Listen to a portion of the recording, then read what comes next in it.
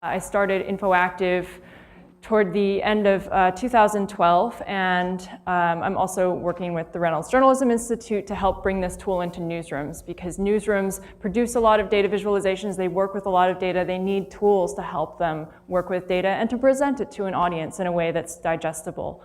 And so I want to start by asking, what is an infographic? Because I get this question a lot, actually.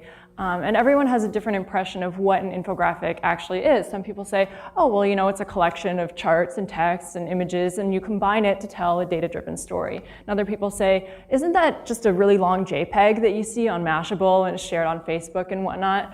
And it's all of these definitions, right? It's all of these, but you know, literally, it's a graphic that presents information. And so that can mean many things, but we get some idea that it may have something to do with data, and it may have something to do with graphic representation, maybe aesthetically pleasing, hopefully. And back in 2010, when infographics first started coming on my radar, this is what I kind of knew infographics to be. I knew them as this really long JPEG, right? It was just this giant image full of charts and texts that you would scroll down forever and you would find more information, and it was very pretty, and I'd see them shared around a lot. But then I started looking at these infographics, and you know, they were just a really long JPEG.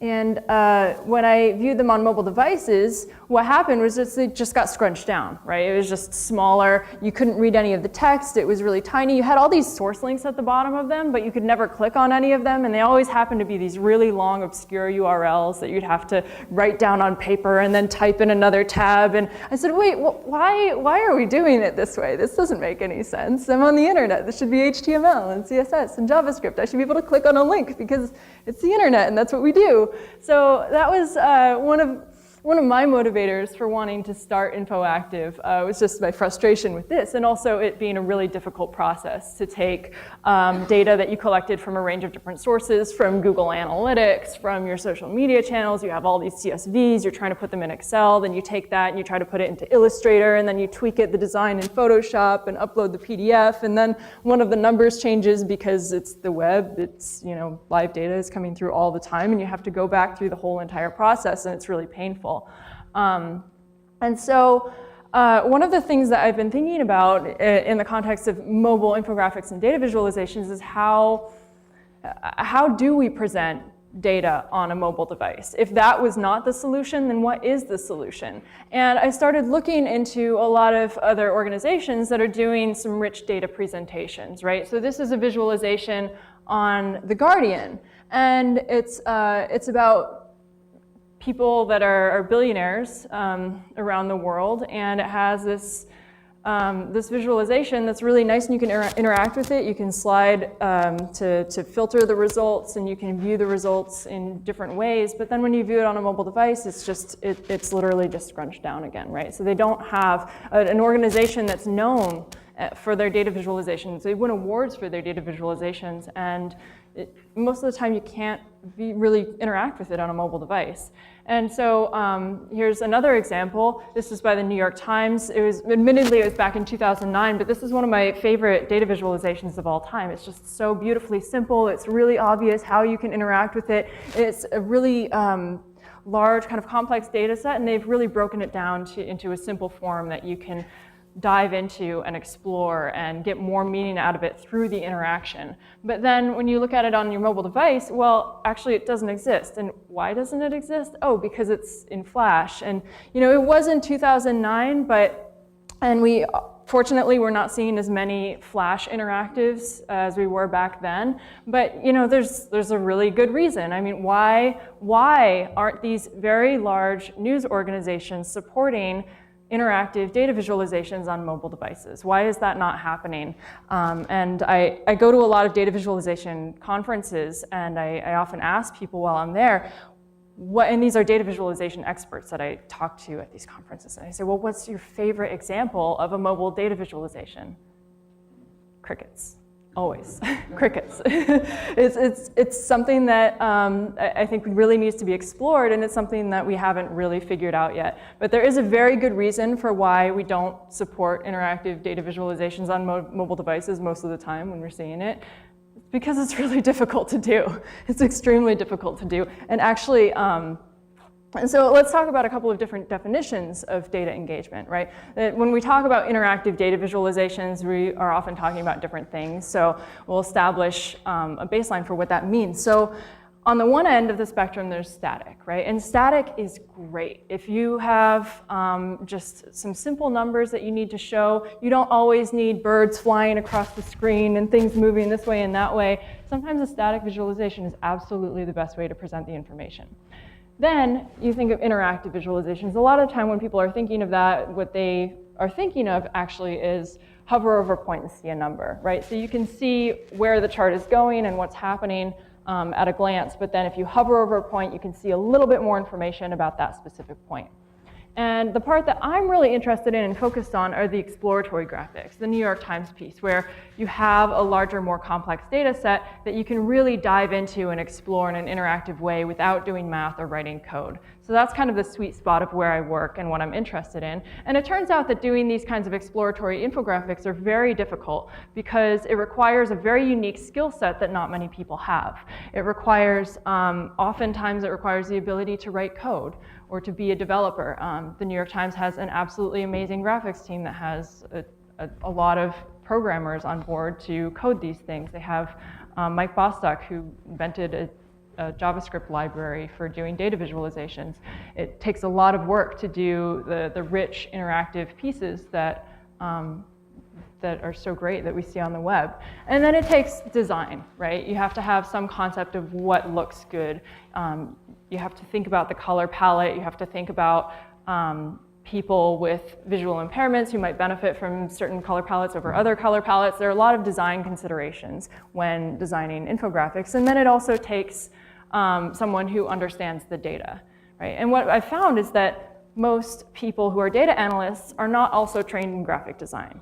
And most people who are trained in graphic design are not also programmers and data analysts. So bringing all of these skill sets together and forming a project out of that is a very difficult thing to do, and it's very expensive to do. And so if you can get it to work at all, then most news organizations are very happy with that. And translating it into a mobile version is 10 times more difficult. But I really like doing things that are difficult, and I like to make things 10 times harder for myself. So we have been venturing into this mobile space of thinking about how to create visualizations that are mobile friendly. So I want to play a quick video just to kind of show you what our platform looks like. So this is the software. Hi, I'm Trina, and I just want to give you a lightning fast. I'm just going to talk over that instead. So there are a number of different blocks that you can combine into this central canvas stage area.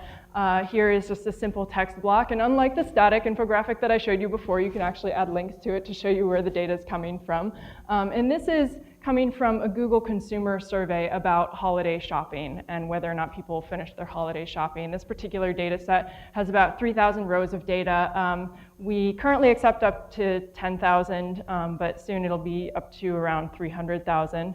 So you can choose different chart types to represent your data, and you can choose what variables those chart types point to. So here I have, and now once you have those different chart types together, you can filter through the data interactively. So here I'm looking at rural women between the ages of 45 and 54, but you can choose how you want to view the data, and you can see those results in real time instead of needing to do math or write code. And because this data is actually coming in through a Google spreadsheet, as people continue to fill out that survey data, the infographic will automatically update.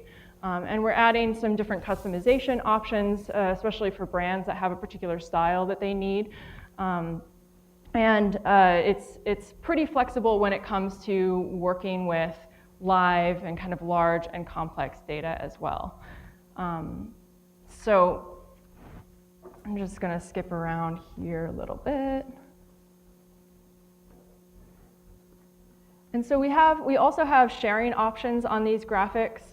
We have a few different embed sizes, and we also design them so that they are flexible and they can be viewed on a mobile device. So I'll show you a little bit more about what that looks like. I can get to the next slide.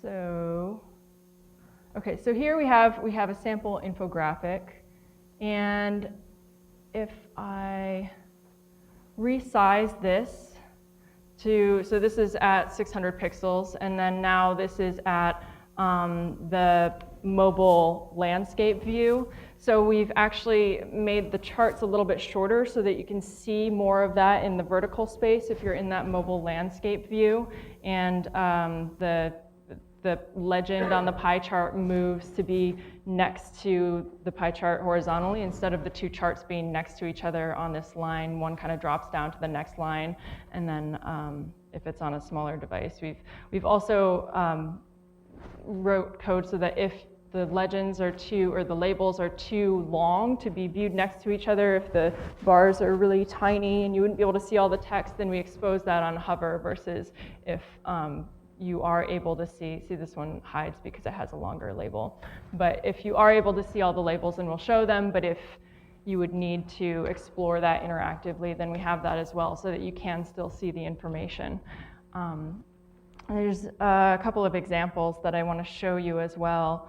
This was one that was posted on PR Daily. So while we were at South by Southwest in 2013, a guy from Rackspace came up to us and he said, "This is really cool. I have all of this data that I've been collecting about Southwest Airlines and their tweeting habits." He just had this pet project, side project, where he was really curious about their social media presence. And so he put together this article and this infographic that allows you to explore Southwest Air's tweets. So you can ask questions like, okay, when does Southwest Air send the most apologies? Well, it turns out that's on the weekends. And when do they send out their promotional tweets? Oh, that happens on Tuesdays and Wednesdays. And who actually is tweeting this stuff? Who is the one that sends out the apologies? Oh, it's this guy named AW, whoever that is. So you can explore that information. You can say, okay, well, the people that are sending apologies to folks with less than 1,000 followers. So you can ask these rich queries just in a visual format. We did another one with Rackspace that's about the NoSQL landscape. It's a database architecture, and we found all of this data from GitHub on some of the top 3 open source NoSQL projects on GitHub. So you can explore that data as well. And here's one more example that I want to show you real quick. This is by the Montreal Gazette, and it's about religious expression in government. And so Roberto Roca created a small Google form here where the readers can vote which models they agree with when it comes to different countries' models of dealing with religious expression in government. And then they submit the form here, and it goes into this infographic at the bottom of the page. So this is all user-generated data that people are able to contribute to the data set and view the data set and see how their results compare to everyone else's results. And it is pulling that data in live, and then they can actually explore it. They can say, okay, of the people who agree with the American model and agree with the Canadian model, how did they feel about the British model? So it gives users a chance to really engage with that data in a very cool way that they didn't have before. So does anyone have any questions? A few minutes left. Yeah. So one question I do have is, and it's nice to see that this is moving more away from like pixel perfect designs as we have mobile devices with different size screens and whatnot. One question I do have is, I see you're relying a lot on hover state. Mm-hmm. And on a touchscreen device, we really don't have a mouse that we can hover over. How are you accommodating for that on a touchscreen or a mobile device? On touchscreen, all the hovers become taps. And to be honest, we haven't put a lot of time into the mobile interactions, which we would like to, because there's a lot that you can do with swiping and pinching to zoom, and there are a lot of ways that we can interact on mobile devices that don't require the hover states. But I mean, we also have to do what we can as well, because you don't have as much space to work with. But right now, the hovers just become tabs.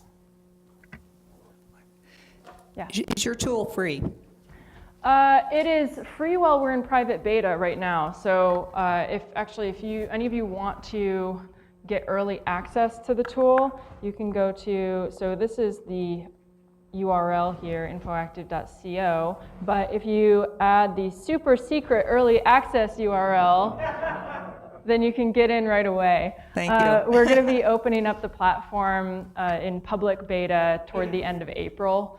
It is free while we're in private beta, and we want to work with everyone to make it accessible. It's definitely a priority for us, and we want to make it affordable or sustainable for our team, so we're kind of striking a balance there. But we are planning to start charging toward the end of the month. Who do you see as your market, your audience? That's a great question, and we've always struggled to define that in a very specific way. Investors have always said, oh, what's your specific vertical? And they always want to know a very narrow definition of who you're serving. And so we've tried to define that on several occasions. We started with content marketers, we tried academics, we tried journalists, we tried nonprofits, we tried business people, and the truth is that all of those people want this and more. Government officials, I mean, it's kind of like saying, who's the market for Excel? There are so many people that need to work with data and so many people that need to visualize data that every time that we've tried to settle on one specific vertical, there's always been 5 other verticals knocking down the door trying to get in. So where I think we're really going to, at least on the business side of things, where we really see the majority of the revenue coming in is probably from internal business use cases, people that want to create reports for their clients, advertising agencies, people that want to create reports for their bosses, that kind of thing. We'll likely give a serious discount, if not free, to students, teachers, nonprofits, those folks that could really benefit from this tool but might not be able to afford it. Yes? Do you have, is there a skill set that's required to do that, to do your platform, or is it pretty dummy-proof? Well, that's one of the challenges actually, is that we try to make it easy for folks to use. Tableau software offers a lot of really rich functionality in terms of data visualization, but there's quite a steep learning curve when it comes to using it. And people come to our platform saying, oh, this looks so easy. I can just plug in my data. It does everything for me. It's completely automatic. It's amazing. And so we see a lot of wonky data sets coming in. And there's also an education component because the visualizations are only going to be as good as the data sets coming into the platform. So we're actually collaborating on a global ebook project. We have over 70 contributors from all over the world who are writing a book called Data Made Simple to try to help people who are just getting into data get their data into formats that will make sense to the platform so we can do as much as we can with our Infoactive magic. And I am out of time. You are out of time, but thank you very much, Trina. Thank you.